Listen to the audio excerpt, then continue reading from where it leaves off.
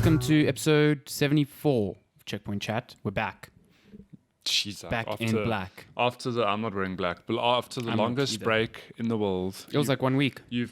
Oh no, it was long. 2 weeks. It's felt like an eternity. But it's been 1 week for listeners. But we recorded back-to-back stuff. So I haven't seen Alessandro for like 2 at weeks. least 3 years. He's and you travelled, I travelled. Much travelling happened. I brought back the yellow fever. You brought back death, and you've the invited Black me Plague. into this home of death. And don't cough on me. It's too late for you. Flu in summer is the absolute worst thing It's you the can get. fucking worst, man. Like in winter, it kind of makes sense because you can cuddle up in bed and be like, oh, I'm sick. You can't do that in summer because you just die. Yesterday was like I had a bit of fever and I'm sweating and it's hot and it's like I'm just like everything sucks. Although one nice thing about that is that I don't know if it's an actual thing, but there's something nice about sweating it out. Like I've always heard that. I don't know how true it is. No, I don't know either. My dad used to tell me, he's like, you just got to cover yourself in blankets and sweat it out. The back of my mind, I'm like, yeah, sweat that shit out. I don't know if viruses work like that, but I mean, I've always done that and I haven't died yet. So yeah, clearly survived. Clearly no downside to trying. You should go for a run. Just sweat it out. Oh, fuck no. Okay, no, that's asking for a heart attack on the spot. Yeah. It depends. Are you coughing? Yes. Okay, then you shouldn't run. You'll die. Yeah, You'll actually die. I did a run because I just came back from India yesterday. Yes. New Delhi and Pune. And I did a run in New Delhi in the gym, obviously on a treadmill because outside... It's fumes. I mean, the smog is unbelievably bad. But even then, I was doing this run on the treadmill and my chest felt so different. Oh, wow. And I was just like, man, this air just fucked me up pretty badly. Oh, just from the air itself. Yeah. Yeah, well, I mean, there's a reason why, not even in terms of air quality, but if you go to Cape Town and you run... Like, wow, running here is so much easier. Yeah. You're on sea level. And you don't, like, I never thought it was a thing until I did park run there a couple of months ago and I smashed my 5K best, but I wasn't even really trying. It just sort of happened. I was like, oh, okay. And then come back to Joburg, have to suffer. Like that air messed me up on another level. It's really bad there, the smog. It's they have like a rating from 0 to 1,000 on air quality. Yeah, there's an app. Yeah. And once it gets to 100, it's like hazardous to your health. Jesus. The day before we arrived, it was at 999. It was it was like any exposure is severely bad for like your health. So, on that note, does Delhi have like a problem with like lung diseases, that sort of thing? I mean, I would assume or do people so. just sort of adapt? I don't know. I don't know. I mean, because a lot of people are out in the open. I mean, Delhi has like 20 or so million people just in the city. So almost like a third or a half of South Africa's population in one city. In one city. Yeah. And there's like tons of smog and people wear masks and stuff, but like... Does everyone wear a mask? Not everyone, no. Yeah, that's because I don't think everyone would wear a mask. And I'm like, no. what? I mean, what when I was in China, a lot of people did, but I didn't wear a mask and I got sick. How does that compare to China? Because China's also got a similar smog problem, I mean, it? So I went to China in 2011, so I don't know how it compares now, but this felt way worse. Like way, way, way, way worse. Yeah. You should have a chat with Lenska. She's also been to India. Also yeah. Different eye-opening experience. Yeah, it was definitely eye-opening, and I like going to all the monuments and the beautiful places and stuff, but it's difficult to escape the realities of that country being incredibly poor, incredibly overpopulated. And when I got home, it just made me appreciate how good we have it here. Like, we go outside, our air is fine. Yeah. Our water's fine. There's a lot people stick to lanes on the road, which is fine. Yeah, driving there, I believe, is quite something. So the driving there is like a huge shock to me because it's like this 3-lane highway is suddenly turned into 5 lanes. But because everyone there follows the same system, it actually flows. It works, like, yeah. It just works. It's foreign to us, though. Yeah, it's complete. I would never be able to drive there. You'll die. But it just flows and everyone kind of like understands how it works and it's fine. So it's like, okay, if everyone is on the same page, then it's okay. Yeah. But it's a tad terrifying at the first because you're just like, oh my God, we are going to die. This is how I die in Delhi. But yeah, it's in like an Uber. It's a good country, but yeah, it's heartbreaking there. So you were more north, I think. So New Delhi's north, Pune is more south, Okay. more coastal, yeah. Because I know when Lenska went, she was also more south, and a lot of people told her next time go south. It's like a completely different experience. I have heard there's places south that are really, really nice, like Rajasthan and stuff like that. But then there's also much poorer areas like Kolkata. And, Mumbai as well is pretty hectic apparently. So it just made me like I said on Twitter yesterday, a lot of people come here and they complain about the smallest minute things. And yes, it's fucking irritating when you don't have electricity for a day or whatever. But man, if you were exposed to some of the realities outside of South Africa, you would take this place. We really do take a lot for granted. This place is, especially for people like us from a privileged background, because life is hard for a lot of people in this country in poverty. Oh yeah, there's definitely poverty. But, I mean, the most of the complaining you hear is from people who live in nice massive houses, walled off gardens, lovely, and they're the ones bitching that this is a hellhole of a country. It's like you are so wrong. You are so wrong. Go away. Okay. Yeah. Anyway.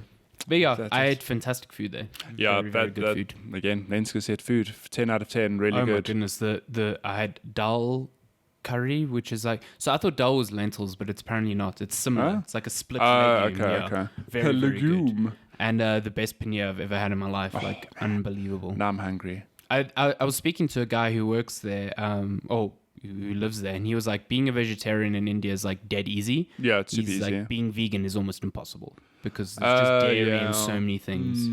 Yeah, that would be tricky. But vegetarian super easy, friggin' easy. Like no two questions about it. There were some places which were straight up just vegetarian.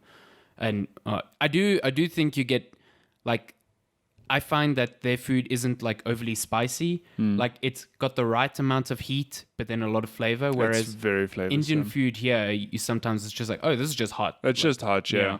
No, but, you've got to get the balance. But after a while, you kind of get sick of all your food being spicy. Spicy. You just like, I just want something salty. I just want something plain. Please pass me the salt. Yeah. Look, we don't do salt. Here, have some curry powder. Man, top it up there. Some of the tandoori chicken there I had, and oh no, stop it! You're making me hungry. So good. I had curry yesterday, but it wasn't an Indian curry. But damn, it's a good curry. It wasn't an Indian curry. What type of curry? Thai curry? No, I mean it's made. I don't mean like an Indian made in India curry. I mean like a made in South Africa. Did you make curry at home? No, I had you saw what I sent you. I had some. Oh right, the butterbean curry from. The leopard. Leopard. I was going to say the jackal for some reason. The jackal. Just come up with a different name every time. Ah, yes. That the curry is bloody good though. It's really good. You don't get better anywhere else in South Africa. I mean, and it's got butter beans, which are one of my favorite things to have in like a stew.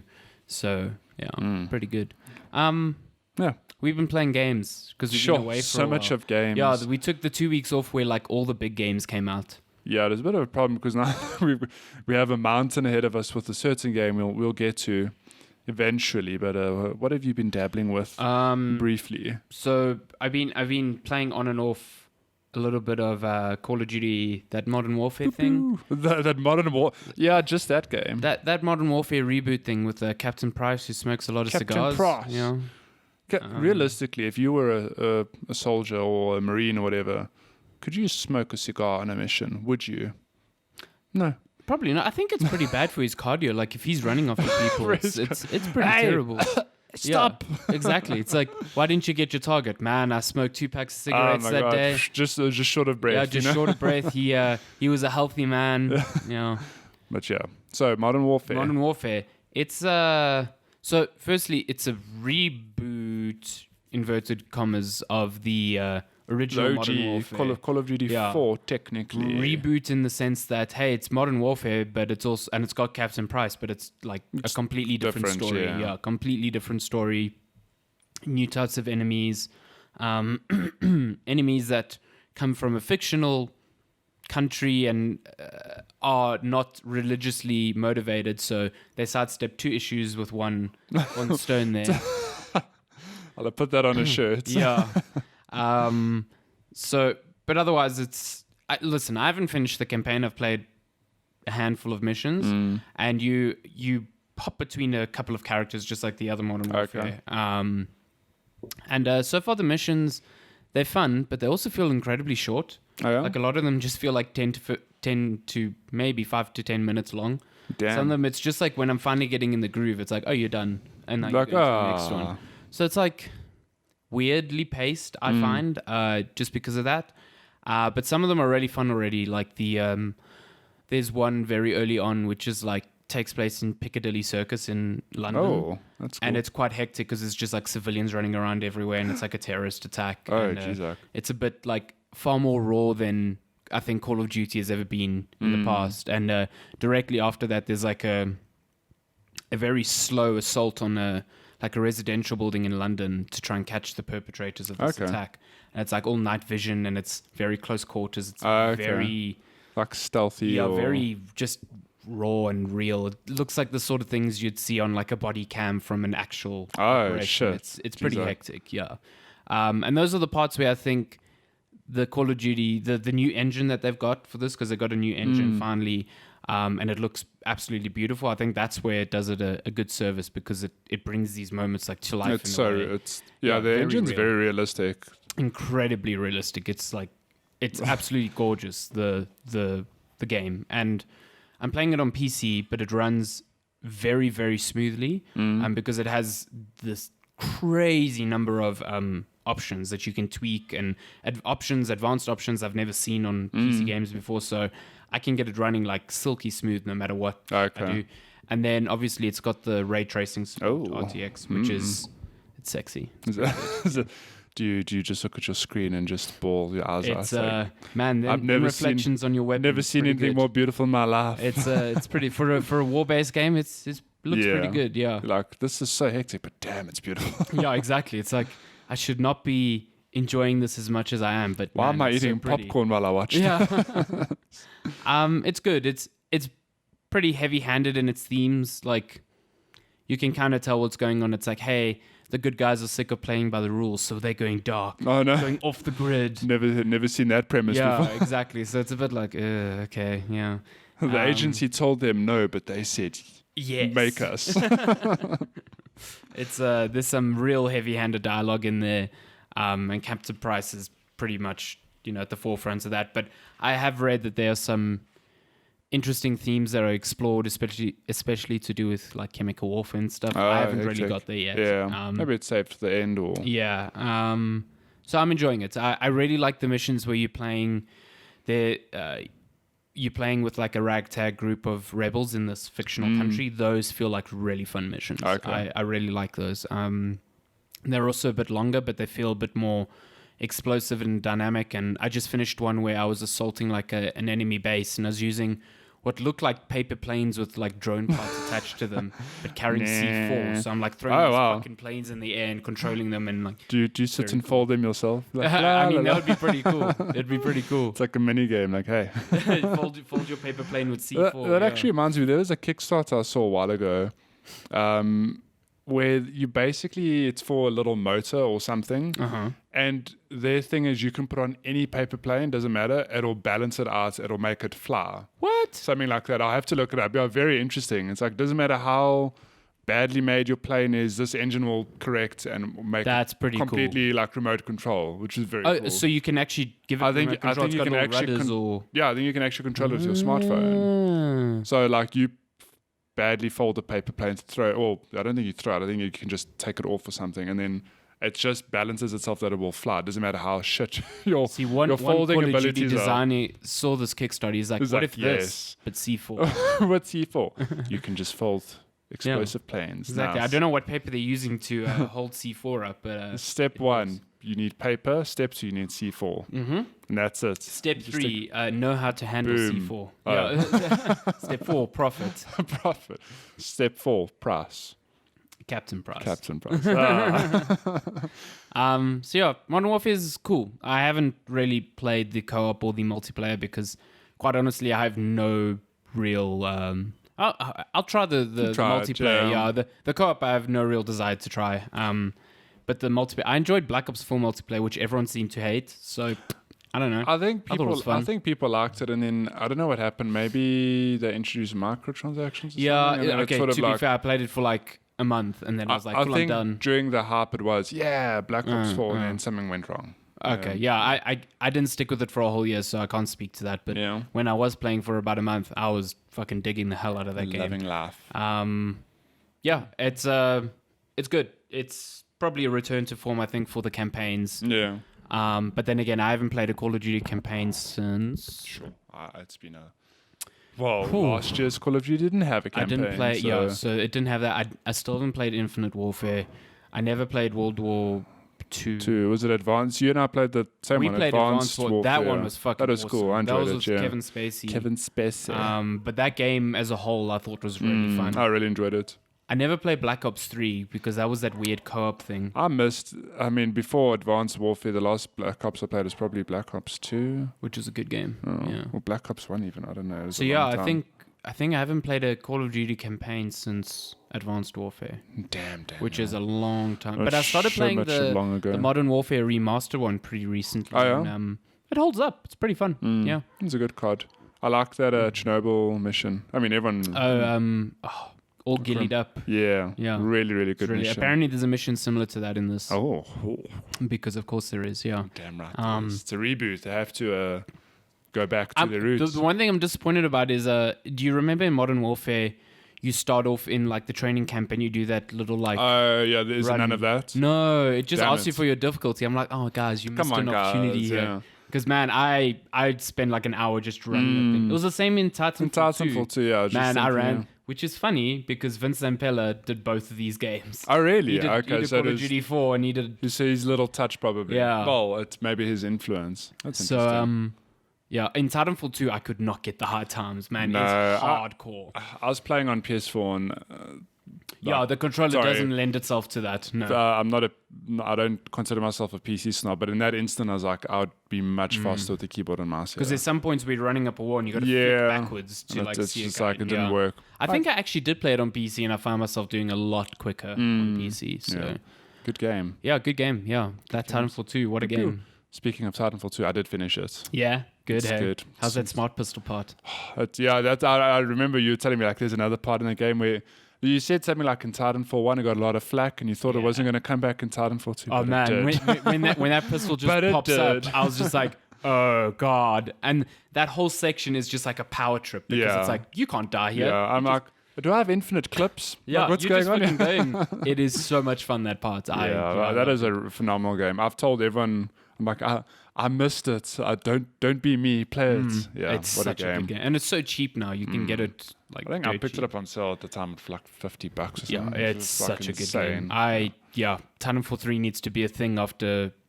Respawn's doing Fallen Order now, which looks hot as hell. It does look so good. So I'm hoping that after that they get the chance soon. to do it. Isn't that like next week? It's out this Friday. This Friday is Pokemon and Fallen Order, yeah. And there are too many games. Yeah, there's far too many. I still haven't even got to Control. Oh my God. Speaking of too many games, though, I was sick in bed yesterday after arriving back. So I thought it was a great time to fire up some Luigi's Mansion with Mario on that Green Switch. Mario. So yeah, Nintendo gave us copies of Luigi's Mansion. Oh yes. And so put it this way, I haven't played a Luigi's Mansion ever. And when I was when I was speaking to Jeff, he's like, "You're probably going to enjoy this one a lot more than I did because you've never played it before." Yeah. He's like, it's good, but it's a lot of the same. It's same. Because I have no reference. Yeah. But man, it's pretty fun so far. It's really good. I love Luigi as a character, so I need to play this game. I haven't even got Luigi yet. Luigi. I've just got the vacuum, the good old vacuum, and the vacuum extension that allows me to see secret areas. That's which cool. is good. And it almost feels like a Metroidvania because you can do you come back or you can explore the floors at will, and there's certain parts of the floors you cannot access with what you have at the moment. Okay. So there's definitely parts where, and I mean, you've got like a mini map so you can explore each floor like correctly. But it's a lot of fun. It's a good time. Yeah. I really like the simplicity of the combat as well. It's like hold down a button to stun an enemy, suck them up, pull them, and then you can use them to like bash them. Yeah, it's satisfying. Really, I mean, I only played that that 10, 15-minute demo at Comic-Con, but I had a lot of fun. I'm excited to play I that. found, so the game tells you to hold on A to do your flashlight, but it also maps it to the shoulder ZR, button. yeah. So Okay. then you can use the right stick to aim, because if you're using Ah, A, yeah. I also thought Yeah. that was a bit weird. Okay. yeah, when you're using A, you can't move suddenly. So yeah, I found that I can do that, and you can adjust your Actually, aim slightly, which is That's a cool. lot better. Yeah. Nice. But it's really fun. It's addictive to kind of like just go around each floor, and there's so many Vacuum secrets up to shit, find. yeah. So I'm just exploring every nook and cranny that I can. I think the best is when loot drops, you just vacuum it up. Yeah, you just vacuum up coins Like, damn, and gold how bars much and cash. storage space does this thing Yeah. have? And Luigi's little ghost dog is pretty cute. Oh, yeah. Damn. So it's fun. It's basically like you and Mario and Princess Peach and all of them have gone to this mansion via invitation, and King Boo has escaped, and he now traps everyone but Luigi in these like portraits, and you've got to save them. Okay. Yeah, so That's cool. And I think each floor that- of the hotel is like themed. So It's like a little nod to Mario 64, I think, with the portrait. yeah, there was actually someone on Twitter who was like, "What if the whole of Mario 64 is just when Mario gets stuck in a portrait. a portrait, and he's playing his own adventure?" Oh, wow. I was like, So he's in his portrait. That's what he's doing. "It's so hardcore." But you know what someone needs to do? You know how with the Legend of Zelda is that they all stand alone, Yes. but there is a timeline, and people sit and figure that shit. Well, Air quotes, yeah, yeah. air quotes, timeline. I'm like, how would you would ever connect shit? I don't know, but people have figured out a timeline. Maybe there's a Mario timeline, and people just haven't Haven't put it together, yeah. So we can confirm. It's still very confusing as to where Breath of the Wild sits on that timeline. I've seen so many theories, and it's just like, I watched a video a couple of years ago, and it's very interesting because it's like, if this happened here, it makes it happened after this game, and the way they piece things together, it's very interesting. But at the end of the day, I'm like, do Nintendo really have a timeline? I think there's some confirmed or unconfirmed. yeah. timeline. So what happened was everyone, Zelda fans used to demand that there had to be a timeline, and Nintendo used to say no, there isn't. And eventually they just put one together, and Miyamoto put one together. But because it doesn't seem like it was planned from the start, it is full of inconsistencies. Yeah. Like, it just doesn't make sense at some points. So it's like, what is it? Because especially you've got like Ocarina of Time, which is like 4 different permutations of where time can go. So it splits there. It's like, okay. And then Wind Waker happens like way after when Hyrule gets flooded or whatever. And it's like Skyward Sword is like the beginning, so it's all weird. It's like, what if Link failed to Ganon? What if Link killed Ganon? What if young Link failed? What if this? And it's just like, I can confirm that Breath of the Wild 2 comes after Breath of the Wild. Yes. Or maybe it doesn't. Maybe it's a prequel. We don't know. Did you ever think about that? that could be true. Because you don't know. I mean, Zelda's there irrespective. So you don't know if it's after or before. Because remember Zelda, wasn't he? I mean, I'm calling him Zelda. I'm that person. Please don't die. Who, Lonk? Lonk, I mean Lonk. I'm like, your flu sounds bad. Like, no. Well, remember in Breath of the Wild, Link was asleep for however many... Wasn't he asleep for a long time? It was like 100 years, wasn't it? Yeah. So, I mean, it could be maybe we figure out how he fell asleep. And just took a nap one day and... Imagine the whole Hyrule just went Breath to of the shit. Wild 2 is Link just sleeping. Sorry, I need to go like cough properly. That's fine. Okay. I need to go cough properly. It's like a sneeze. Jeez, he'll be back. I'll just keep talking all by myself. So what I've been playing though, I've spent a bunch of time. Well, actually, speaking of the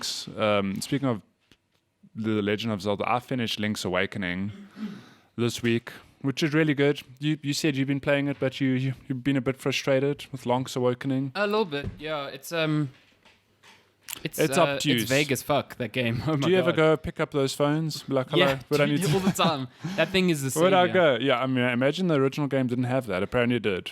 But even then, like right now, I'm at a point, we were chatting about it earlier, where I need to go into this castle to dig up, I think it's golden feathers. I can't remember. I think it's leaves. Yeah, or golden something. leaves or something. Need 5 of So them. the phone says, look for crack walls to get into the castle. But that doesn't lead me into the castle. But there's a monkey that needs fruit. And then you told me about this whole side mission where it's like a, bring me this, I'll give you that, bring me this. There's like this long item exchange mission where I can't remember. It's like X amount of items where you start with one, you give it to a person, they say thanks, and they give you something else. And See, like, that's something else you give to another person, they say thanks, and they give you something else. Yeah, so I've already used a guide I like think- twice in this game, and I think you are missing you at the mankin. I'm pretty sure he needs a banana. yeah, I mean, there's a tree right very close to him with apples, and it's like the only tree with apples, and it's like I can't do anything. The apples are to actually heal you. Do you have the dash yet? No, No. Okay, so I've got the jump. That thing's satisfying as hell. it's a whoop, Yeah. a little forward flip. Yeah, you need a banana. I assume there's a dash because I've seen areas where there's like 3 holes together, Yeah. and it's like I need the dash. And if you have the dash, you can dash into the tree. I've broken that shit so many times. There's ways where you can jump just on the corner. Oh of the yeah, I've holes. also done that. Yeah, it's good. I love it when you falls down a hole. But it's so weird. Sometimes you'll jump over a hole and you're like, oh, I made it. I made and it'll it, just you like fall. push you backwards. Yeah, And it's I like- think it's like a balancing. Like no. His drowning is horrible. I've walked into water What? and he's just like, I was like, so yeah, I finished that game and look, it's convoluted and thankfully somehow I didn't have to look up anything. oh man. There were points where, it was blind luck. Like I've been telling everyone, there's one puzzle, there's one section you need to do where it gives you a hint. It's like, oh yeah, something. And I know it had to do with one specific part of the map. I'm like, I need to do something here. I don't know what. And then I don't know how it happened, but I ended up walking into this item, whatever, and I pushed it. I was like, oh, Yeah. it was that simple. Yeah. But I didn't know that I had to do that. And I was like, oh shit, how many kids in the 90s or whatever when this game came out just spend hours and hours trying to figure out what to do. You can tell it's an old Pre-internet, game. okay? Yeah. They couldn't just look shit Well, they up. could call Nintendo Power. Like, for, hello, like, hi money. Reggie, I need some help. Could you imagine if Reggie was on Nintendo Power's hello, hotline it's- as he started? It's me, Reggie. It's me, Reggie. I'm playing Animal Crossing, but I'll I'm be here to help president of you. Nintendo one day. Yeah, whatever, dude. Just tell me how to get past So Link's who Awakening. cares, Reggie? Yeah, so I finished that, which meant I need some love on my Nintendo. Well, I've ran out of things to play on my... Not anymore. I've got Luigi's Mansion and... what's it? Ring Fit. Yeah, I still need to get to that. Yeah. I've got that to play, but before I play and then that... you got Pokemons on Friday. I've got Pokemon next week. Oh, the Switch, so And much love. Man, I don't know where I've put my Fire Emblem copy. Like It's I think here I might somewhere. have. I think I might have left it in the Switch Lite which Shani has at the moment. Because I was like, oh man, I want to take this on the flight. Next time And, you like, talk I to couldn't find Shadi, it. she's like, yeah, I'm 70 hours into this game. It's the Oh my best. God. I need to play Fire Emblem. What is she super badly. playing? playing some So when Pokemons. she went on holiday, I'm finding it hard to get her to play like things consistently. But when she went on holiday, she what did she start? She started Mario Maker 2, Oh boy. but then she got bored. And then she played Odyssey, and she got really into Odyssey. nice. Yeah, she was digging Odyssey a lot. So I think Odyssey is Odyssey's a a good time, fantastic yeah. game, yeah, for anyone. Yeah. So yeah, So briefly, I'm playing. Is it Ultimate Alliance 3? I've played like maybe an hour, but it's cool. Like you say, it's comfort food. It's, it definitely is you comfort push, food. push, attack, beat shit up. Yep. A lot of heroes. Well, I'm still on the. You start the game off with the Guardians of the Guardians, Galaxy, and I've just met Spider-Man, and that's where I've stopped. Ooh, Spider-Man. A lot of fun though. Yeah, Peter Parker. What Yeah, what costume is he wearing? Just his normal one? standard one. Yeah. Oh, lame. I thought he'd be wearing the Lame. Iron Spider one. Oh my god, imagine. I watched that movie on the plane again, the Far From Home. It's a good movie. Oh yeah, I need to watch it again. Oh, you see that confirmed Into the Spider-Verse too. yeah, so I excited. need that, but it's like in 2022? Was it Yeah, 2021? I'm like, 20 that no, is it's so 22, far. I also watched the Venom movie finally on the plane. Oh, yeah? What'd you Not think of it? bad. Yeah, Like- it's not bad, but It's not fantastic. It's no. definitely not like Look, Marvel Cinematic Universe. it's better than I quality. thought it would be. It's way better than I Yeah, thought it would be. like, much better. And actually also a lot funnier than I thought it would be. Like yeah, actual it had Venom's some quite weird funny. humor. Yeah, And also like the effects work was pretty good. Like I thought like when Venom is like outside of him and talking to him and stuff, like he looks it's really good. cool. Yeah. Yeah. Did some good stuff. So I'm keen for the second one of that because they're busy. It's gonna tie into Spider-Man. Yeah, and it's gonna have Oh. Carnage. Woody Harrelson Oh, is Carnage. yes, yeah. That's gonna be a good time. So yeah, So, yeah. met Spider-Man, but that's where I've left off in Ultimate Alliance. Mm-hmm. Started Until Dawn, played the first 2 hours. Good game that. It's Good game. I haven't really Much better than Man and Medan. Man of Medan. I haven't really encountered the killer or whatever yet. But they build up a lot of tension. They Has spend anyone died yet? No. I'm doing the intro bit where you're meeting every character and you're getting to know them. They're all assholes. And yeah, they're all assholes. And then there are a few moments where they introduce jump scares. Like I opened a cupboard and I shat myself because goddamn Wolverine or something ran out of it. I was like, what? How is that even in there? It's like I'm free. But other than that, you've played and finished a game, and I've only played about 3 hours of it. Oh God, you're like nowhere in that game. I'm nowhere in that game, but oh my goodness, how am I going to talk around this now? Future FedEx man. Well, we don't want to spoil it anyway. No. We just want to talk about a Death Stranding. So yeah, we've been. Well, yeah, I've you finished it. You and reviewed it. Death Stranding. I think my total playthrough was 45 to 50 hours. 40, 44, 50. And I mainlined the shit out of that game. Oh, yeah? Like very early on, yeah. I've seen people say, I know Kelly Plaggy from more than 100 hours. GameSpot did about 70 hours. Yeah. So put it this way, I can't imagine playing more of this game. Like you had your fill. I had my fill. I'm done with it. I enjoyed what I wanted. I do not want to play this again. Like, and this is weird. So this is what's going to feel strange about me talking about Death Stranding. It's like it's going to sound like I don't like it, and I didn't for a very long time. But I think there's stuff that happens in the story that I found really interesting and like profound. And a lot of people say the writing is the worst part of the game. So definitely divisive opinions on this. But I think it's Kojima's best story by a mile. I was going to say that when last have we had a game that's created this much conversation? Like, unbelievable. No, not only that, it's like mixed opinions, but I don't know when's the last time we've had a game this spoken about this much. It's because it's been hyped up every like single crazy. game, like whether you like Kojima or not, people are like, yeah, Death Stranding. Oh, what a weird game. Oh, I want to play it. Oh, it's really good. Like I can't think of another game in recent memory that's generated this much conversation and hype or interest. Sure. So it's interesting. I mean, it felt like the review embargo dropping was like an event. It was crazy. But listen, I think kudos to Kojima and his team just in that regard. I think this is how you do a review, where you send out. I mean, Nintendo and Sony generally do have most of the games that do send it out a lot earlier. Yeah, this was like 3 weeks early. It was super early, and the review embargo came out like a full week or 9 days before the game even released. And it's the perfect sort of game to do that because people are like, what is Death Stranding? Should I buy it? Should I not? And then you have all these reviews drop and you have a whole week to be like, okay, for me or not for me. It definitely gave me ample time to really think about the game, which I appreciated. Because I don't think this is something you can finish definitely in a couple of days, but I don't think it's the sort of thing that holds your interest for 12 hours at a time. You need to have breaks from it. Yeah. So basically, if you've watched the trailers of Death Stranding and been like, man, this game is weird and what the hell is this game? The game itself is actually far more straightforward than any of the trailers. Yeah. Like, it spells everything out for you. It is to the point. It holds, like, it front loads a lot of its premise at the start with like all of this jargon that you. I think there's a lot of acronyms. You're like, there's BTs and Dooms and blah, blah, and you're like, BBs, what? and you just like, I don't we know. We all know what a BB means. is, though. Yeah, but it's like there's so many emails and text logs that you can read, and the story eventually just. It gets to a point where you get to the end and there's really no ambiguity left. There's no like, oh, let me interpret the ending in this way. It's like, no, this is what it is. Yeah. It's like if at the end of Inception, the spinning top either stayed or fell over. There's no gray area there. Yeah. So that to me was pretty surprising because the trailers have all been fucking strange as hell. But it's Kojima, man. It's Kojima. He's got to do his weird stuff. And then along with the trailers, I mean, most of the trailers have seen Norman Reedus, who plays Sam Porter Bridges, just walking around and carrying stuff. And yeah, that's the game. It really is. Straight up, that is the game. It is futuristic FedEx, man. Yeah, it is. You are essentially given the task of reconnecting America, this land that does not look like America at all. It looks like Iceland almost. That's actually true, yeah. Yeah, it does not look like America at all. But you... Go away, Siri. Why is she in here?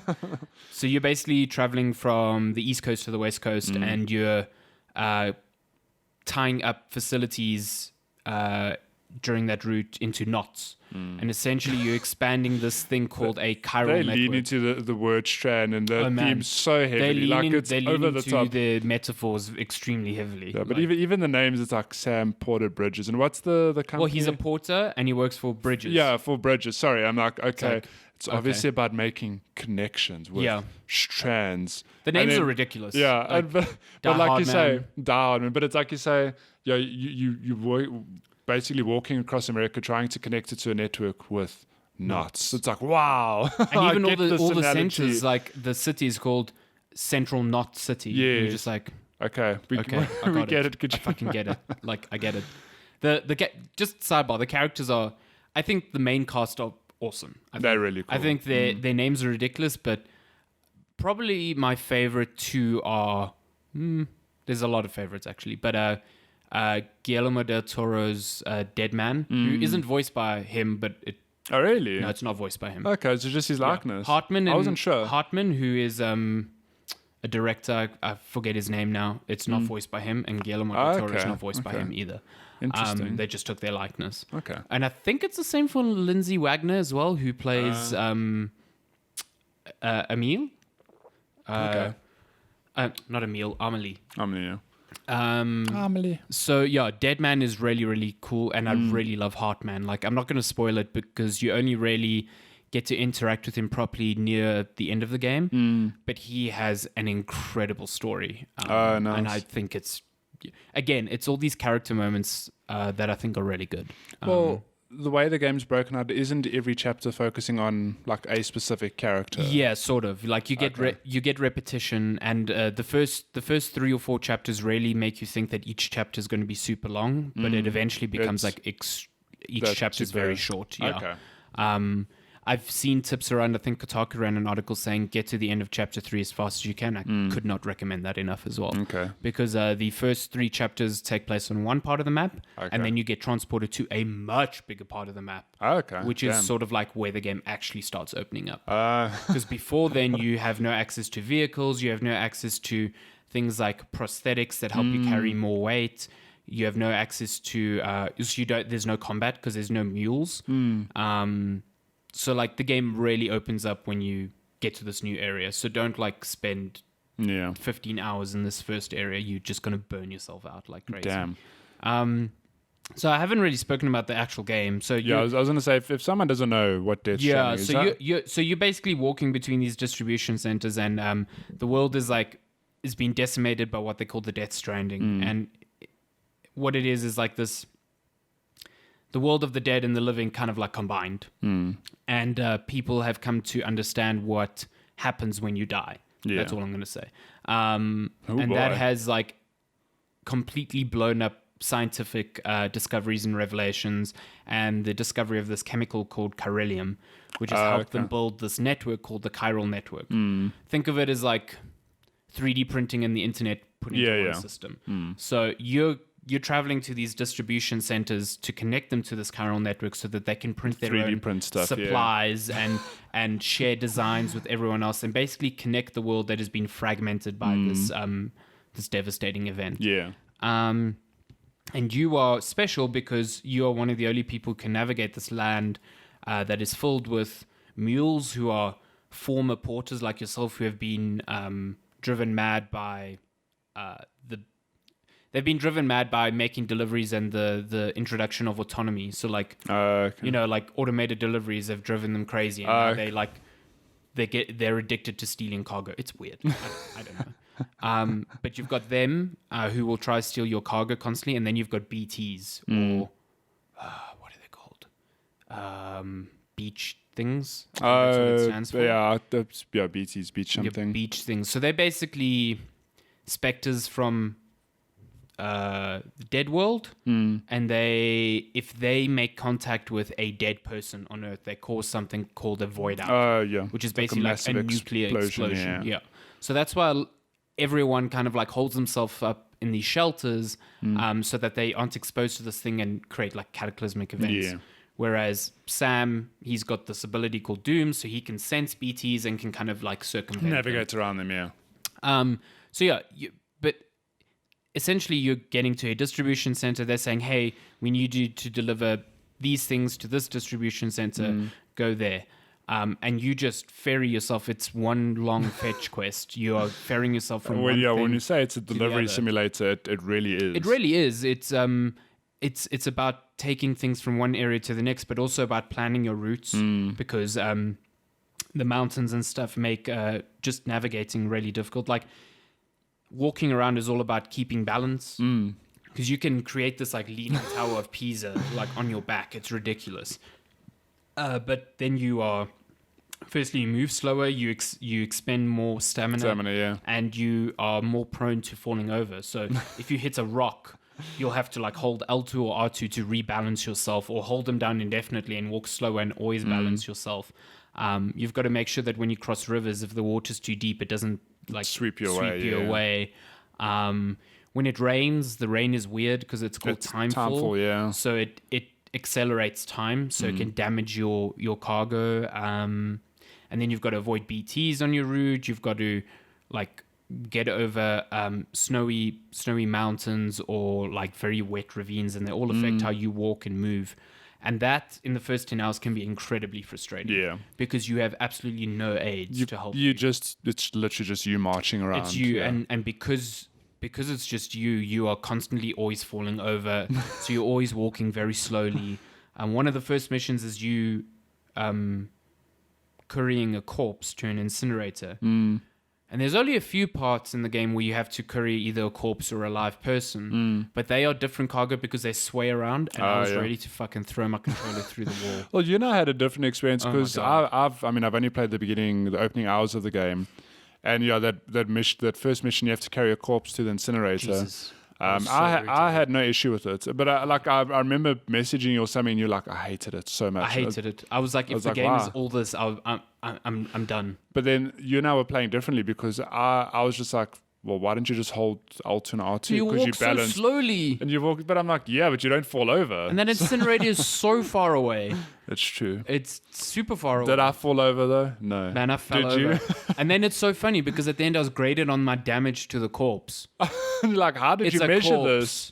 It's a corpse, and I'm taking it to an incinerator. Like, I'm turning it to ash. Who gives a shit? Have some respect for the dead. Oh my god, it was So you get graded on your deliveries based on like time and damage and all of that, and it forms part of this like loop, which I found eventually once I got to the new area and I got like prosthetics that allowed me to balance a lot better and carry more cargo.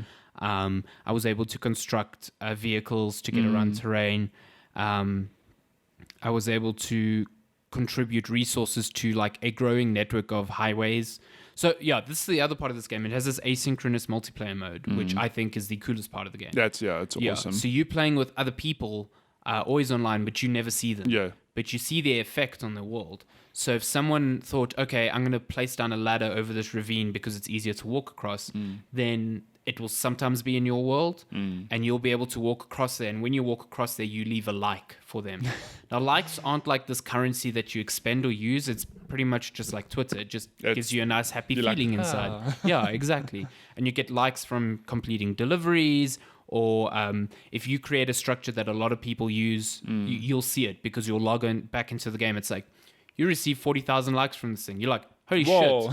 Okay, I put this in a place where people find benefit in it. Helpful, yeah.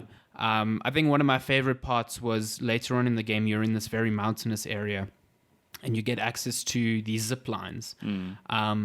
So basically a zip line has to have an anchor and then a point that you zip line to. Yeah. So no matter what, if you want to place a zip line somewhere, you have to first walk that route. Yeah, you go all the way. So you have to experience the hardship of walking that thing.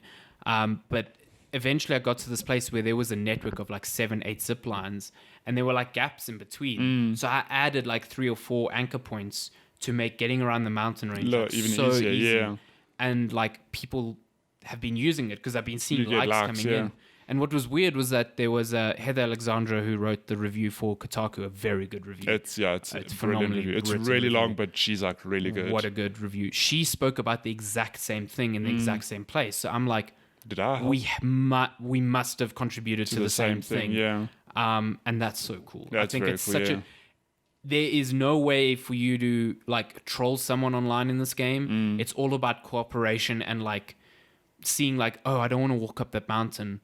Oh, someone has thought about this before. They're like, oh, I don't want another player to experience this. I've made it easier for them. You can't say you can't troll people in this game. You can, yeah.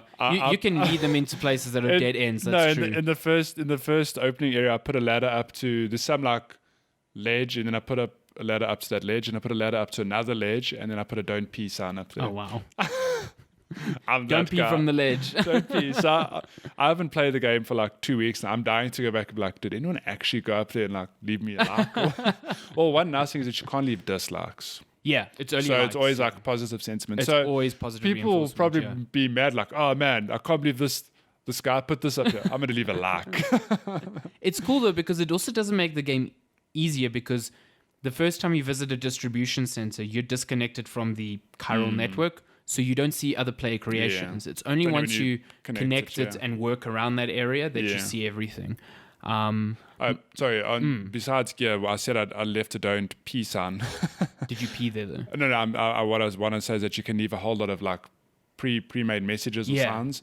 So if you've played, it's similar to Bloodborne in that it feels very much like although you can't like combine random phrases together. Here it's like it's just 2 or 3 pages of like go this way or don't like go this way. in this area. Yeah. So you can leave besides your gear and equipment that you can build for other people, you can leave these signs as well. Yeah. Which is really cool. It's really cool. I feel like it's a really nice cooperative system that Hideo Kojima spoke about this being a new genre, like a Strand genre, and I don't think that's true because this game is a straight up adventure game.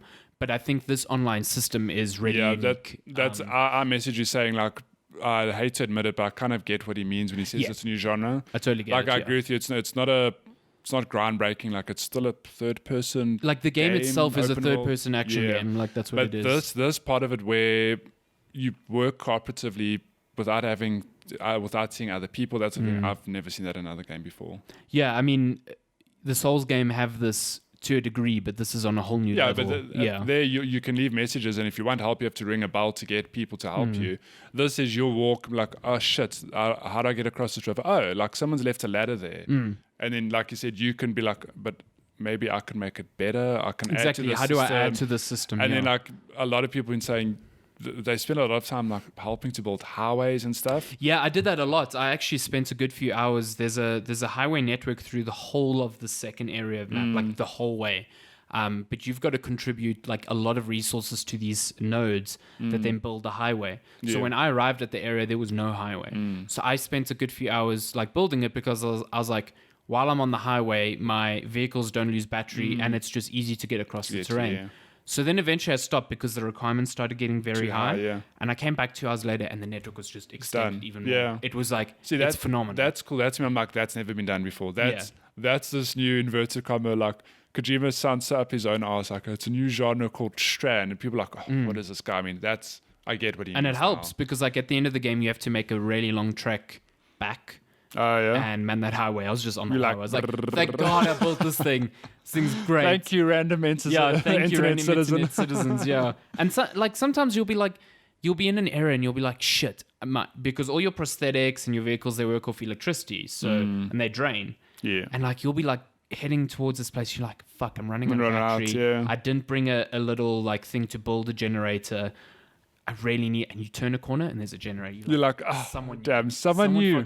Someone had the same problem. They came here, they're like, I ran out of battery. You know what? I'm going to go back and build the generator right. Exactly. The one thing I don't think works as well is that there's so many systems in this game. Like so many. And Kojima definitely tries to envision that you're going to have to use all of them. Like you're going to have to carefully plan your routes to and from a place so that you hit, I make sure I hit this generator and this pool and this. And you don't really, like a lot of the times I just beeline towards that place and I generally made it. Yeah, generally. And like combat is also just comically easy in this game. By the time you get weapons that can kill BTs, because you don't get that from the start, and by the time you get non-lethal weapons that can really attack mules, because also you don't get that early on, I'd say about only halfway through the game I started getting offensive abilities. Before then I was just running. I was either avoiding them or stealthing around. But like once you get that, like I would literally just walk into a mule camp with like 20 enemies and just kill them all. Well, like non-lethally kill them.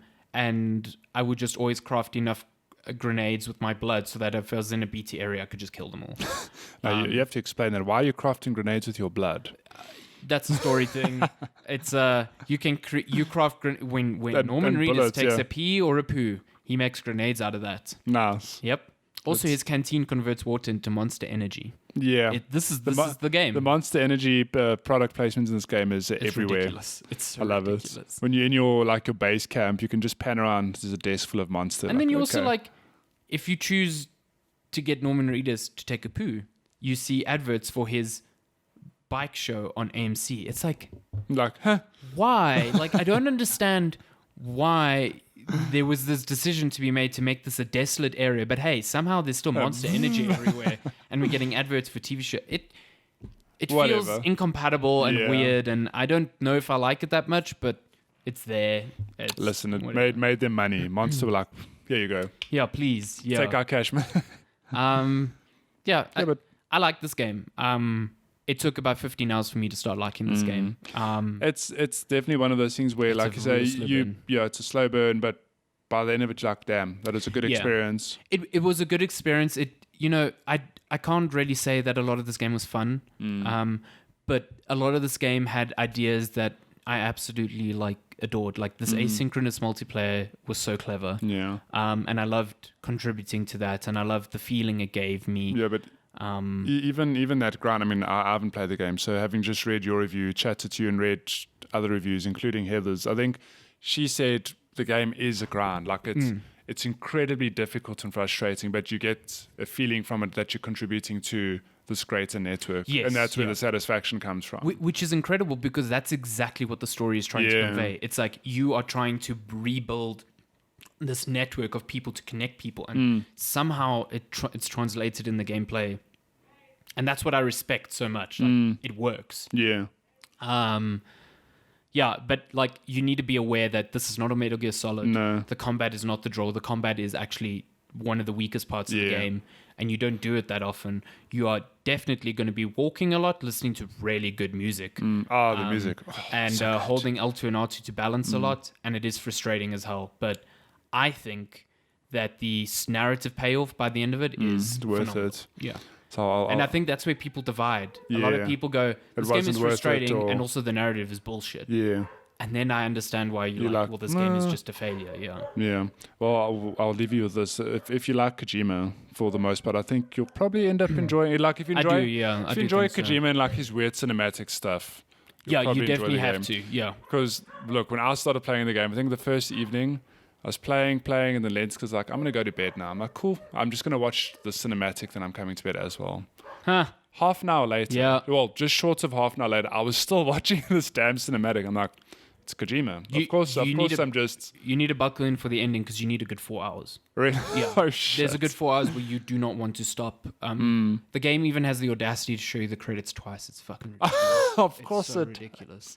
But the first time it shows you the credits, it shows you pieces, gives you a little cutscene. Pieces. Oh no! Cutscene. The credits take forever, and then it shows you them again, and then there's a cutscene at the end that takes half an hour. But look, so if you like Kojima and that side of his cinematography, emphasis, that sort of thing, you'll probably enjoy that nature of this game. I definitely think so. Because there's a lot of that, and that's the draw. Yeah, the shots and his choice of music and stuff it is. You sit, grab popcorn, you just sit and you watch. Wow, this is cool. And just visually, I mean, this is the same engine that powered Horizon, but there's a lot of work done to this thing. I'm playing on a base PS4 and it runs perfectly. It's so beautiful. Yeah, it runs very well, and it's just the amount of detail on it. Wow. It's amazing what can be done when it's a first party game. Well, Death Stranding's a weird thing because it's not really a first party game because it's coming to PC, which is super weird. But you know what I mean? The fact that it's built on the Gorilla engine, which was for Horizon Zero. Decima engine, which was for Horizon Zero Dawn, first party title. Those games like God of War, Horizon Zero Dawn, all of them just run perfectly. Magic. I don't know. Yeah, it's actual sorcery. I'm very confused at the fact that Sony is allowing a game running on an engine they own on PC. Yeah, I also don't quite get it. I think it was Cory Barlog who was like, I would love to have God of War on PC as well, but I'm not Hideo Kojima. And he was like, yeah, that's basically it. Yeah, I was just going to say he doesn't have the clout. He does Kojima. not have that clout to kind of. Kojima just picked up the phone and said, "Hey, Mr. Newell, it's me, Kojima," and Gabe was like, "Okay, stop Half-Life 3. Death Stranding's coming to Steam." There's even a banner on Steam, and the game's out in a year. I started Steam on Thursday. On Thursday, and it's like pre-order Death Stranding. I was like, well, that's weird. I mean, game's out in a year. It says summer 2020. Yeah. Shit. Yeah. Shit. Yeah. Shit. Yeah. Yeah. Shit. Yeah. Anyway, that's Death Stranding. We've It's a good talked our time. full of games this episode. It's going to be a long one, guys. Sorry, it's been a while. Been a while since we've Should we get to game releases? Game releases. Game's releases. Well, like I mentioned earlier, we do know that Star Wars is coming out this week. Oh my god! I'm very excited to see how that game reviews because I'm very excited. We've spoken we do about not this. Well, I don't have a copy at least because I'm meant to be reviewing that for oh boy, Critical Hit, but I don't got nothing I've been yet. seeing Need for Speed. So Need for Speed Heat came out last week. Oh, is it out now? And it's been getting some good reviews. Oh, which that's is cool. I didn't realize it was great. out. I thought it was still coming out. No, I'm super happy that we actually maybe have a Need for Speed that's good. Like, yeah, quite interested about that. Where are we? We're in November already. Oh my Damn. lord. Okay, so we're looking at releases from the 9th of November to the calendar, to the 15th. Okay. Let's just Okay, nitpick we got it. Gollum coming to PSVR. I've been excited for this game. It looks pretty cool. Gollum? Yeah, looks pretty cool. Like a little big person puzzle thing. It's not like Spiegel, like No. my precious. No. Imagine it's just 5 hours of you stroking a ring in VR. Damn. I'd do 10 out that. of 10 game. Age of Empires 2 Definitive Edition, PC, November 14th. Pretty cool. How many times has this game come out? I don't know. Bee Simulator, PC, PS4, Xbox One, Switch, November 14th. Okay. I don't know what that is. But I have a feeling you simulate bees. maybe you get to be a bee. Oh. Be the bee. Be the bee you want to be. And then the big ones. Star Wars Jedi Fallen Order, PC, PS4, Xbox One, November 15th. Super excited for this. It was like, I was so not excited after E3, but then since then it's just been like, But this game looks fucking good. This is a weird thing with this game. It's that when you watch a trailer, the trailers are done so well, and it's Star Wars, and they have like the music, and they feel like, oh yeah, like I'm excited for this game. Then we watched that demo at E3, and I was like, oh no, like I just this. think the pace of it doesn't demo It well. doesn't, yeah. But I've since come to realize, or just acknowledge that maybe the pace just doesn't translate well into a demo. Maybe when you're playing it, is like, oh Yeah. damn, this feels really good. And that's the thing, But- like people I know who played it at E3, They've like, loved oh it, my yeah. God, yeah. But every trailer that's come out since I've watched, I'm like, damn, I'm hyped in this game. It looks fucking awesome. good. It looks And really it's good. Respawn. We trust them. We could finally have a good Star Wars game. I know. Pokemon Sword, Pokemon. Pokemon Shield on Switch, November 15th. I want that sword, man. I really want hope the I don't sword. get Shield because, man, Oh, but I want Surf it'll be Edge. such a twist of fate to the like. Imagine Nintendo like, okay, we've only got 2 copies, okay? It was 1 sword, 1 shield, and you and I have to fight to the death because we both want sword. I want the wolf with the sword. I'll and fight I want you. I want Surf Edged, and then I'll be happy. I'll fight you I'll fight to the you. death. We'll Pokemon battle for I it. know. Oh. Tokyo Ghoul Recall to Exist. Okay, what the hell is PC, that? PS4. I've heard of Tokyo Ghoul many times, but I've never. Yeah, I don't know. Oh, wait, I skipped ahead. Astroneer coming out on PS4 finally. I played What? this game. You played it on PC? Yeah, I think earlier this year or last year. I enjoyed it. No, it was this year. It was- I think it was this year. I It's don't know. like It was earlier a good this year. time. It was a nice little Nice. adventure thing with a very cutesy Nice. graphical style. Beast Quest coming to Switch. I don't know what that is. Raw. There was a game that came out on Switch this week. From the creators of Little Nightmares. Just came out of nowhere. Oh. And it's like a co-op game where each player plays as like a paramedic on one side of a stretcher, and you have to ferry people from a stretcher to an ambulance. Sounds I'm just like I need it. Sounds like Overcooked. Overcooked, but with people's lives. With actual There was people. a great tweet. It was like, I wonder why this game is free in the EU but $20,000 in the US. I Oh, was wow. like, oh god, that's amazing. Stab. Turn. Yeah. So that's it. Terminator? Terminator sorry. Resistance, PC, PS4, Xbox One, November. What the hell is Terminator Resistance? Is it a game? I think it's like a shooter. It looks kind of shitty though. Why is there so much Terminator stuff happening this year? Yeah. Oh my, can we just skip ahead to November 19th? Shenmue 3.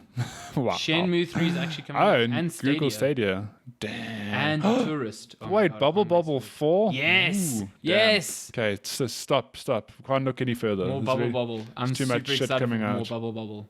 Bubble Bubble. Bu- Such a bubble, great bubble, name. Bubble Bubble. Bubble Bubble. And then are we, like I know there are still games coming, but are we the done big- for the year with the big ones are out. releases? There's stuff in December that I'm looking forward to, like the Shovel Knight expansion. Shovel Knight, King of Cards. Wattam looks pretty good in December. Oh, what? Hades? Steam Early Oh, Access? so that's Hades has been out in Epic. Oh, so it's coming to Steam. Okay. Yeah, okay. I think it's only out proper next year. Yeah, I'll wait. I want to It's a play good that game. It's really good. So yeah. Damn. So many games. What a year. What a wild year. We've had so many good games. But should we do news? yeah, let's jump into that news. I've been super out of the loop with news. Even me. We'll do our scroll just through. Because I've been away and dying. internet access. You're really hard to get hold of. I would just leave you like piles of messages like, hey, I'd only see messages blah once blah a day. blah blah Yeah, it was hard. It was hard going. Damn. Let's get to some. I don't actually know what. In terms of gaming, what was big this week? GTA 5 is still selling super well, obviously. Need for Speed came out. I had no idea it came out this week. It's reviewing pretty well. Oh, The Outer Worlds is coming to Nintendo Switch by March 2020. You haven't played Outer Worlds yet, eh? I haven't. I've downloaded it on Games Pass because, it's free on Games Pass. Free on Game Pass. Wow. What else? Just Dance 2020 is Ubisoft's final game for the Nintendo Wii. So this is crazy because they've been releasing Just Dance on the Wii for years. Just because I think they still sell. A lot of people bought the Wii because it was like an active thing and never bought a console after that. So, but that's what I was actually explaining this to Lenska yesterday. She was like, "Why is it still like who still owns a Wii?" And I was like, "I'm pretty sure that the Wii was one of the best selling. It's like one of the best selling consoles of all time. Yeah, You'll be shocked at how many people. I still have my brother's got the Wii at the moment, but different. we have the Wii. It's still there. I'm sure there's still some adults and especially older people who bought the Wii for like fitness reasons, like still using that. They're using it, yeah. Like still, yeah. Activision is considering adapting all their franchises for the mobile market. I guess this is on the success of Call of Duty Mobile, which is very good. Like I've been playing it on yeah. It's very good. I really fucking like. Look at this header. What the shit? PlayStation will pave the way for roller coaster. Siri, go Sorry, away. why? I don't even ask you. That is the best. It's Kratos on the front of a roller coaster. It's fantastic, and it's Darren. Of course, it's Darren. Darren, I love you. You are a gift that keeps on giving. You really are. I've seen a lot of PlayStation 5 stuff this week because Jim Ryan, the new president over there, he gave an interview, a very candid interview with some good quotes. One of the big quotes was, which I'm not sure how I feel about yet, was he was basically saying they can't put their exclusives on PlayStation now on day one because their exclusives are of a higher quality. So they're basically taking shots at Microsoft saying, That's hey, we're not going to copy ridiculous. them because, hey, our exclusives are worth the money you pay for it. And it was like, on one hand, I agree. On the other, I'm like, you are doing the thing that Sony did before the PS3. Yeah. You are thinking you're better. What's up with that? Yeah. This is the Sony that was like, people will get 2 jobs to buy a PlayStation 3. This is the sort of same sentiment. And I'm just like, But did you not learn with the PS3? That's fine. They rectified with the PS4, but let's not go back there. Yikes. Okay, well, one thing we missed that we didn't get to talk about last week was BlizzCon. Diablo 4, Overwatch 2. Yeah. That's all games that aren't coming out anytime soon, apparently. No. They're all very front-loaded. So remember that Hong Kong protest? No one really remembers that. Because new games. I'm shocked that they announced Overwatch 2, to be completely honest. We were talking about it in the office on and off for weeks because, no one is shocked because there were leaks like, oh, yeah, Overwatch 2, it's coming. And I was adamant like, yeah, there's probably a sequel, but it's not going to be like a direct sequel. I was convinced it's going to be like a story-focused thing or something. But Overwatch 2 is a weird thing in that. Have you read up anything on it? Sort of, yeah. I've read that they're kind of going to combine 1 and 2 into one thing. So Overwatch 2 is going to still have the PvP and it's going to have its own separate story-based stuff. Yes. However... and a PvE mode as well. Yeah, sorry, PvE mode. Yeah. However, everything that comes to the PvP in Overwatch 2 will come to Overwatch 1. And from what I understand, Overwatch 1 players will get to play PvP with Overwatch 2 players. Who would buy Overwatch 2? Are you going to pay $60? Unless you want the PvE. Yeah, but are you going to pay $60 just for the PvE? I don't know. It's weird. If you've got Overwatch 1, why would you... And Overwatch is a competitive game. And you only play the PvP. Why would you buy Overwatch 2 if you have no interest in the story stuff? And that's even worse now because I saw some previews from BlizzCon, people playing it, and they said that the stuff that impressed them the least was the PvE stuff. The story stuff. And so it's like, But even that, so let's say the PvE is really, like, the stories are phenomenal. But surely you're going to play them enough times and get over them. But then... I know that they mention like, no, there's a leveling system. You can skill up your heroes. And I'm like, that's cool, but you're still going to hit a wall and get over it. Which makes me wonder, are they going to introduce like a Diablo style of like gear? Like, are you going to do missions, get gear drops, that sort of thing? But I don't know. That's what it definitely looked like. But I don't know. Like, it's such a weird thing. I can't believe they did it. Like, there's a sequel. Put it this way. If you've never got onto Overwatch, you're going to buy Overwatch 2. Yeah, you'll buy Overwatch 2. But I mean, I've got Overwatch 1. I'm like, cool, I'd like to play the story stuff, but if all the $60 is a lot of money. All the shit coming to Overwatch 2 PvP is coming to Overwatch 1, then what's... And I get to play with Overwatch 2 people anyway. And that's the main draw. Yeah. So I'm like, well, who's going to buy confusing. it? Like, I don't know. It's a very weird thing, and I don't know how they're going to, like, communicate that properly. Because don't get me wrong, there will be people like, yeah, Overwatch 2, I'm going to buy it. Of course, yeah. But it's such a weird thing, and I just... It's not like Blizzard. Blizzard don't do sequels like that quickly, although we don't know when this game's coming out. So. Well, yeah, Jeff Kaplan did say that they didn't give a window, but he basically said, yeah, we're going to be talking about Overwatch 2 at the next BlizzCon as well.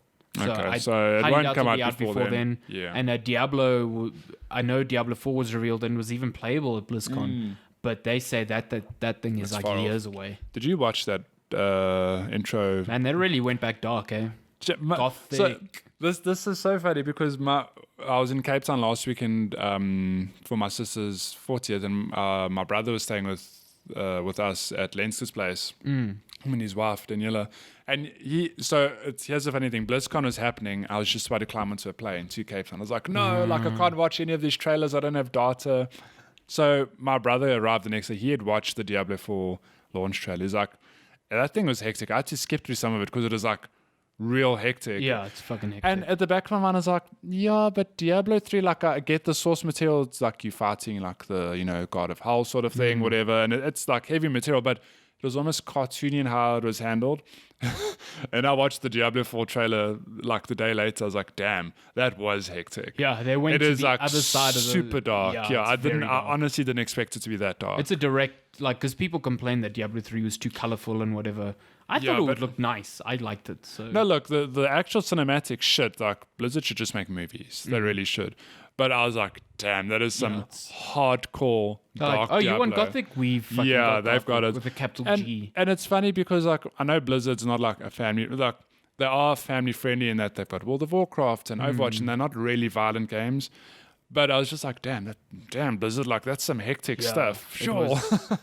They also announced a World of Warcraft expansion coming out like really soon. Yeah. I think, as far as I can tell, the last expansion, the Battle for Azeroth, has been a complete failure. A lot of people just not digging that thing. They did actually show a trailer for Diablo Immortal on mobile. I don't think they showed like a something trailer. I did not even see that. Yeah, it's like... Don't forget this game. I love the cinematic for the World of Warcraft trailer. That was awesome. Yeah, with that's all I'm there Sylvanas. So fighting. Is Arthas not the Lich King? That was another dude. I don't know. I'm so behind on the lore here. Yeah. That Lich King got fucked up. Yeah, I need to watch like a hard cut on YouTube, just all the cinematics. Yeah, just like, bring me up to speed with that. Why is Sylvanas evil? No, I don't know. So and there was a Hearthstone expansion that was announced. Shocker. The Blizzard president came out and apologized for the Hong Kong controversy, but then said that they weren't going to change their ruling. So it's like, well fuck you then. No, but he didn't say that. He was like, yeah, I take full responsibility for... But he didn't actually apologize. But he didn't add, like, after the fact, it's like, well, Blitzchung still has his ban. So it's like, bullshit. Okay, well... he's still got his ban. Diablo 4! Diablo 4, yeah, Overwatch 2. Cool stuff. So that's old news, but it was worth mentioning because damn. Because we definitely missed that. This was pretty big. This is cool, yeah. Guerrilla Games' Herman Holst, who was the president and co-founder of Guerrilla Games, is now the head of Worldwide Studios, which is the position that Sean Layden used to occupy. He recently left. Shuhei Yoshida will now focus on indie games. And this seems like a power move within Sony itself to kind of wrestle back control from Sony of Japan and Sony of Europe. Because it seemed like with Sean Layden leaving and people like Jonathan Drake and Andrew House all leaving. Oh, yeah. Was it Andrew House or was it the other guy? Don't know.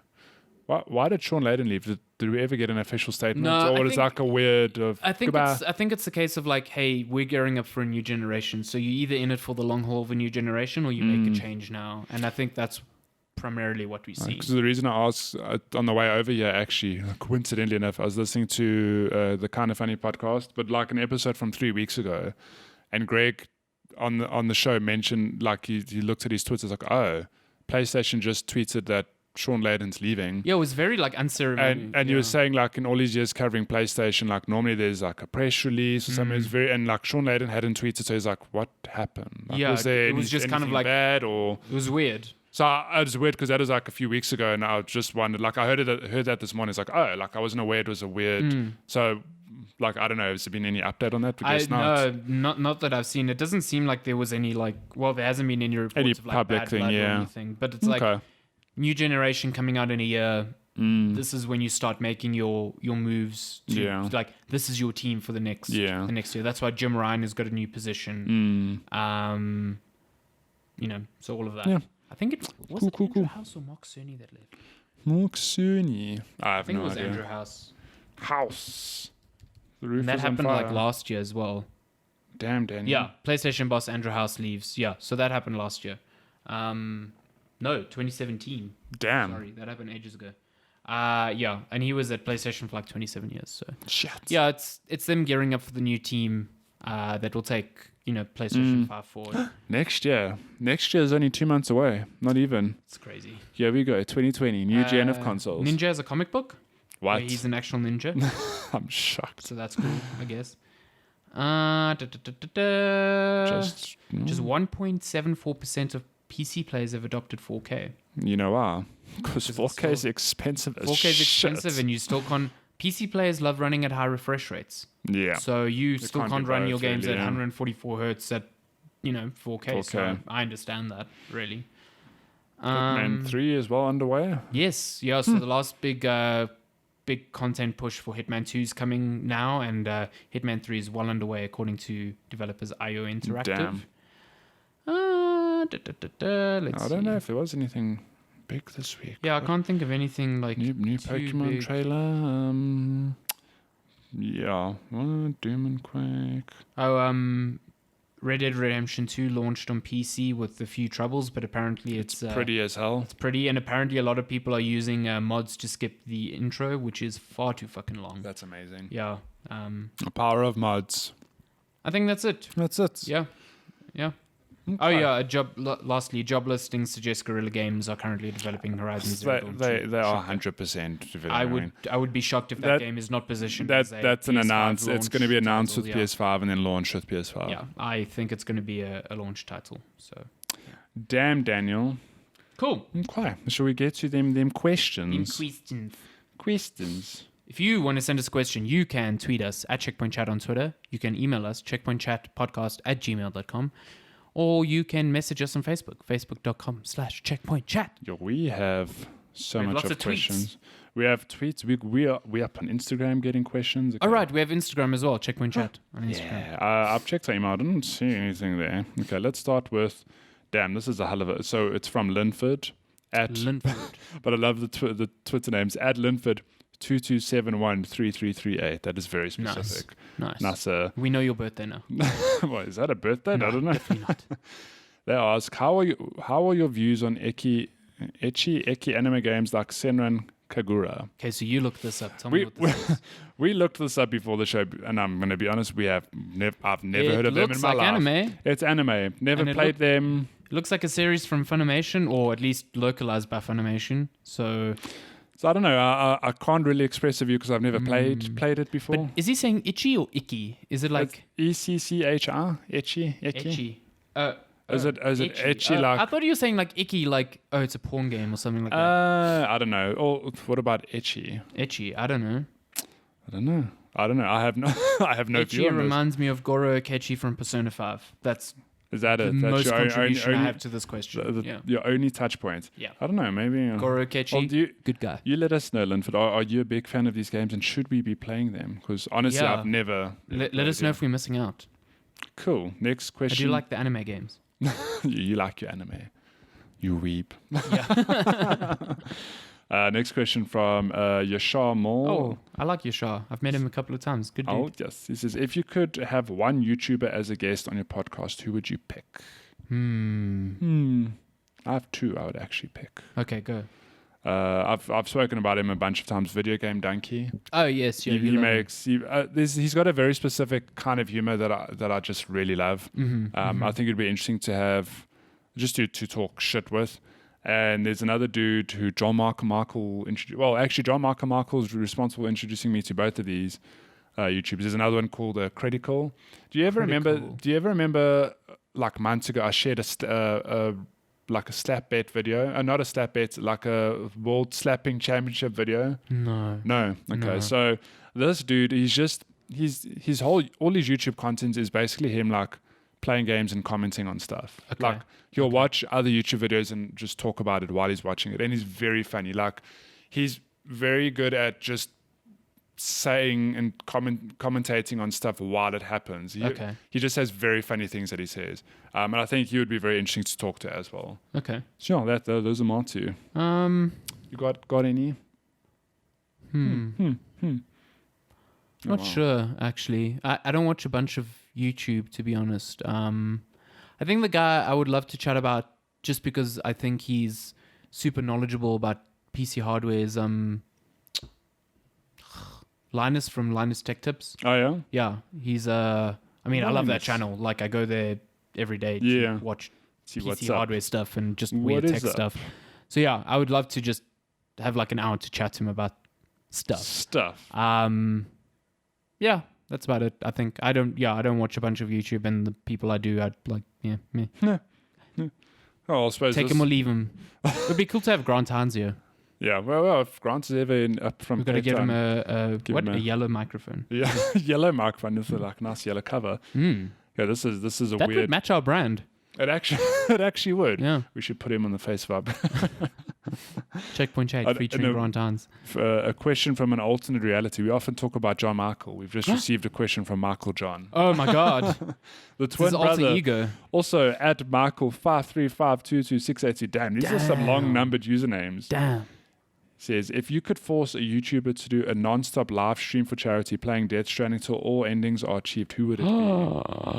I don't know if there are multiple endings to Death Stranding. I have no idea. Yeah. I have no idea. Has anyone finished it more than once? Who would I pick? If I were to pick one of my YouTubers, I'd probably stick with Critical. Because like I say, he's very entertaining. Like he'll speak a lot of random shit. I choose Jim Sterling because I know it'd piss him off. It would make him so mad. It would make him so angry. You know who I'd actually be interested in seeing? He's not a YouTuber, is Dr. Disrespect. Oh God. Yes, punish him. Punish the man. For him streaming in a bathroom at E3, you have to play Death Stranding unlimited. Look, I don't agree with what he did at E3, but I've since started watching some of his YouTube videos, and he's very entertaining. Like he's got a very crude way of, like, it's his persona. He's very like competitive, but it's so funny actually. Like he's grown on me quite a bit. I'd like, the thing is he plays action games. He'd hate it for sure. But that's, I'm like, I'd love to see what is his reaction to this walking delivery simulator. So yeah, okay, that's all we have on Twitter. We've got nothing on Facebook, nothing on email, but we do have some stuff on Instagram. Okay, we're actually. Oh yeah, because you pop up the stories and you get this one. Oh my God! Oh my God! No, it's fine. Where do they go? I'm still new to this specific platform. So, first one from Cello ZA says, "How much?" Cello. Why does it do? Oh, okay. Wait, I suppose I have to hold it like I would a story. Oh my God! Are you serious? Wait. All right. I can say see all. Why does it keep doing that? Matty is an old man and struggling with it doesn't Instagram. matter. Okay. His first question. He says, "How much would it cost you to buy Kevlar, a P250, a smoke, and a flash?" $500 in CSGO. So now, seeing I know how much the answer is. How much is it? Do you know the answer? No, I'd probably say about $3,000 on CSGO. Okay, let's do the maths. Okay, so you need Kevlar. I'm assuming he wants a helmet with it. That's 800, isn't it? No, it's 1,000. No? Oh shit! Yeah, it's bumped up. 650 with just no helmets. Okay, so okay. But we're going with 1,000. Okay, P250 costs 300, so we're on 1,300. Smoke is 300, so we're on 1,600, and a flash 1,800. There you go. Not 3,000. 1,800. 1,800. If you don't want the helmets, it's going to cost you 1,450. Nice. There we go. There's the simple maths. He's obviously. Is he saying that because he wanted you to do that loadout and you ignored him? No, because when you play Counter-Strike, you should buy armor all the time. Oh, yeah, of course. But sometimes I'm poor as shit and I don't want to spend the money and I don't buy it and it makes him mad. Then you just grenade him. You just grenade. Okay, so we've got lots of questions from Jaden Joe. He says... Jade? Jaden Joe. One word. Jaden Joe. Okay, what's up, Jaden Joe? He says, have you looked at the new card? The single-player campaign looks insane with RTX. Yeah, well, so we chatted about that. Yeah, we chatted about that earlier. It is beautiful with RTX. I was torn because I was like, do I want this on console for HDR or do I want it on PC for RTX? Because yes, there is HDR on PC, and yes, it is still garbage. I've tried many times to get it to work correctly. It is still trash. Damn, Daniel. So yeah, but RTX is hot. It's pretty. Hot. Yeah. And he's got he's got one more question. Says, what do you guys think about doing a free game feedback section now and then? Basically, you play a game for 30 minutes, like a free game for 30 minutes, a free-to-play game for 30 minutes, and talk about it. Yeah, if you've got any freemium games that you think are really good, you just got to find the time for it. Just slot. Well, yeah, it's just like if you've got suggestions, hit us up with those because like there's so many free games. Yeah, and actually, I wouldn't even know where to begin, to be completely honest. I started playing a free game actually. Surprisingly, it's like Football Manager but for Formula One. Oh yeah, it's really trash. It's terrible. It's trash. Yeah. Okay, this wasn't a question, but this was a DM that popped into our Instagram earlier this week from Bester_Bash. Says, oh yeah, I know who this is. Yeah, this is a super important question: sword or shield? I need to maximize trade potential. Okay, so this is a question he probably knows the answer to because he is my go-to Pokemon. He knows his Pokemon like extremely well. So I'm just going to say sword just because I like the special pupper with the sword in his mouth. Well, I did reply on both of our behalves and said from our side we're both keen on sword. So sword is where I'm at. I don't know if that's the better choice. So fetched. I have no idea if it's going to maximize like my battle potential, my team party potential, but hell, the exclusives for sword excite me far more than the ones for shield. So damn, yeah. I wonder if that dessert one is an exclusive. The one that looks like sentient whipped cream. We actually went through an article, was it last week or this week? The top 10 worst designed Pokemon. Oh, God. And, oh, my. Who came first? The Sandcastle one? No, I can't remember, but I think there's like a Pokemon that's literally a bunch of keys. Yes, I have seen that one. I think that's a new one, if I'm not mistaken. How is that even a thing? Like a bunch of keys. And some of the designs you're like, yeah, they were like really scraping the bottom of the barrel here. There's a Sandcastle one that's terrifying because it's like, it looks like a sand pit with a sandcastle that's alive, but it lures children in and eats them. What? Yeah. That's insane. That's dark. Damn. What the hell? That Pokemon's the that devil. Pokemon's like, fuck the this. Actual devil. I'm not being caught. I'm going to eat the children before they become Pokemon trainers. Sounds like hell. Yeah. No, that's actually, we got through that way quicker than I thought we would. But hooray. That's our questions. Thank you for all the questions. It's nice to have a wide variety from a different bunch of people. Yeah, from a different audience. Although we didn't hear from Megs this week. Megs, you're slacking. Where's our... Now you're going to get like 10,000 emails. No, don't send us 10,000 emails. You can send us emails, though. You can send us emails at checkpointchatpodcast@gmail.com. It really makes me mad that we don't have checkpoint. I know, it irritates me because someone has it. Someone somewhere has it. Did you see what I tweeted yesterday with my question thing? Because look how the email, how the tweet comes out. Oh, okay, like just because it's so long, it breaks it onto a new line. Immediately underneath, I'm like, I'm so sorry for how long you wrote. I like when I saw it was taken, I was like, fuck. Well, we need to actually email it and be like, hey. Yeah, hey, we want it back. We need it back. Give it back. But checkpointchatpodcast@gmail.com, Checkpoint Chat on Twitter and Instagram and Facebook. Yeah, much easier. You can send us messages. Send us all of the things.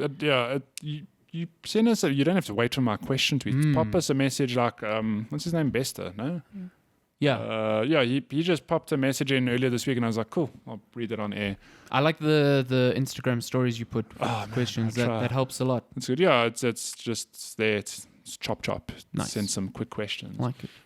Wow, we're actually under an hour and a half. Yeah, damn. Glad to be back. We're back on schedule again. Don't you worry. I didn't die this episode, so that's good. I might die. I'm gonna go home and got your flu. Yeah, just cram that vitamin C in your body. Oh man, all of it. Mm-hmm, Can I get some dispensable? Eat like 10,000 oranges. Yo, that's so many oranges. That's so much sugar.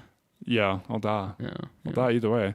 That's episode 74. Yeah, thanks for listening. If you like, wait, if you've got to plug ourselves here. If you like the episode, oh right, yeah. Don't forget to like and subscribe. No, I'm kidding. Yeah, don't forget to like and subscribe.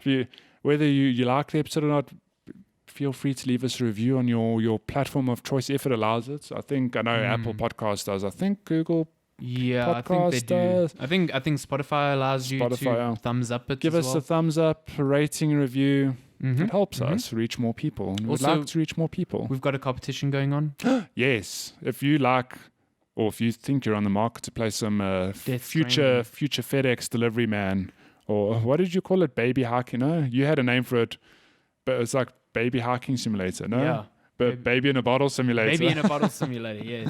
BB. We have a competition running till this Sunday, I guess, because Yeah.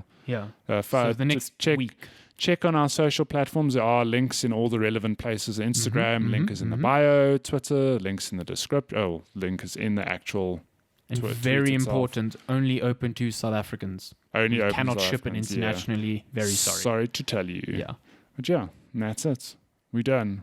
Cool. I'm leaving. Goodbye. Okay, fine. Bye. Bye, fam.